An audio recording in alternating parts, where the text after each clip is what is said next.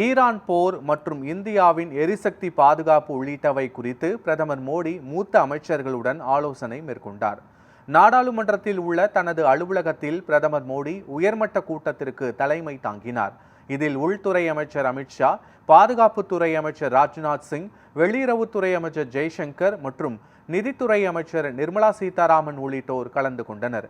தேசிய பாதுகாப்பு ஆலோசகர் அஜித் தோவல், பெட்ரோலியத்துறை அமைச்சர் ஹர்தீப் சிங் பூரி, கப்பல் போக்குவரத்து துறை அமைச்சர் சர்பானந்த சோனாவால் மற்றும் வர்த்தகத்துறை அமைச்சர் பியூஷ் கோயல் ஆகியோரும் பங்கேற்றனர்.